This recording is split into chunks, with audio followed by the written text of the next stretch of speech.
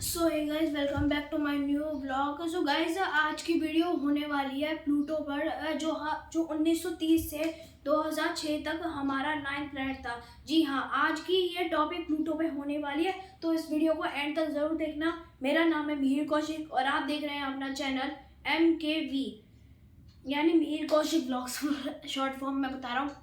So guys, ये बात तब की है 1930 में, जिस वक्त हमारे सोलर सिस्टम में सिर्फ 9 प्लैनेट्स थे, यानी Mercury, Venus, Earth, Mars, Jupiter, Saturn, Uranus, Neptune और प्लूटो, जो सभी प्लैनेट्सों में सबसे छोटा था।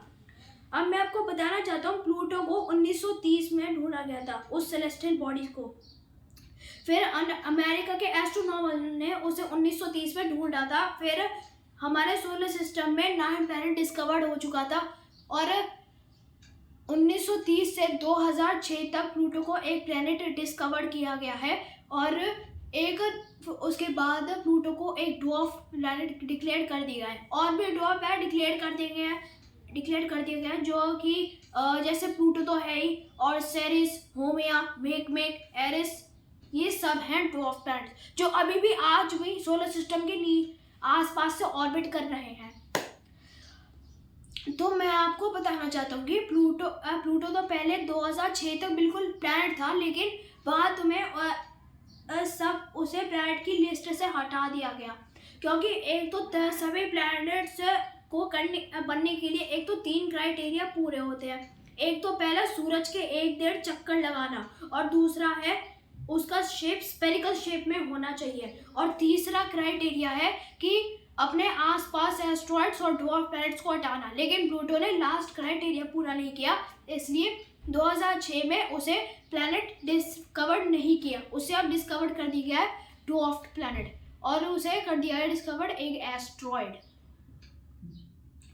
अब मुद्दे पे आते हैं कि प्लूटो को आगे ड्वार्फ प्लैनेट आगे डिक्लेयर तो कर ही तो गया है, लेकिन उसे एक्सप्लोर क्यों नहीं किया? एक्सप्लोर तो किया गया था, नासा ने पूरी कोशिश की थी। एक बार हमारे स्पेस स्टेशन के पास जो हबल टेलीस्कोप है, उसने भी एक बार प्लूटो की कुछ इमेजेस निकाल के देखी थी, लेकिन वो बहुत ज़्यादा ब्लर थी। इनफैक्ट तो प्लूटो के अभी जो 5 चांद है, उसके लिए मुझे अलग से वीडियो बनाना पड़ेगा, वो आपको नेक्स्ट वीडियो में मिलेगा। फिलहाल अभी आते हैं मुद्दे पे। तो गाइस, मैं आपको बताना चाहता हूँ, प्लूटो एक ऐसा प्लैनेट है जहाँ पे बहुत ज़्यादा आईसी के लावास वगैरह निकलते हैं, जैसे कि ट्राइटन भी लावा से निकालता है, वो भी आइस के बने हुए। और अगर भली बात करें तो प्लूटो पर एक रॉकेट एक्सप्लोर कैसे किया था? तो 2006 में जब प्लूटो को ड्वार्फ प्लैनेट डिस्कवर्ड किया, तब वो एक रॉकेट लॉन्च हुआ था, न्यू होराइजन्स, जो 2006 में लॉन्च हुआ था और वो 2015 में पहुंचा था।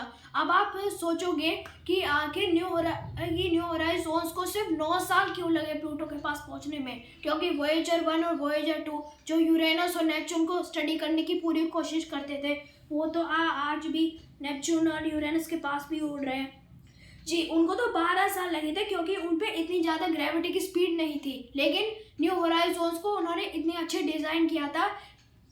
देखिए, जैसे न्यू होराइजन्स अर्थ के ऑर्बिट से निकला, तब वो मार्स के पहुंचा, तब वो मार्स के पास जो ग्रेविटी थी, उससे न्यू होराइजन्स की स्पीड बढ़ गई।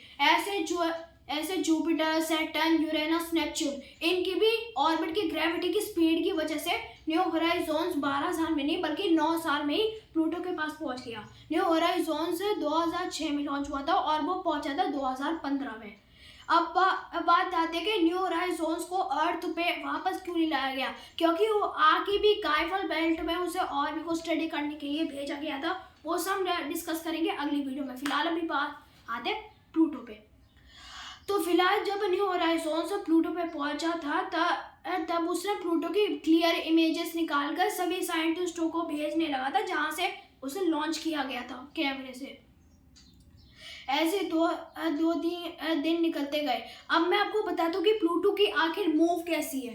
तो प्लूटो की मूव बिल्कुल इलिप्टिकल है। प्लूटो के पास कम से कम 5 चांद है, जिनके नाम तो मुझे थोड़े बहुत से पता है। फिलहाल जो नाम पता है वो मैं बता रहा हूँ। एक तो है हाइड्रा, कैरोन, जो प्लूटो का सबसे बड़ा मून है।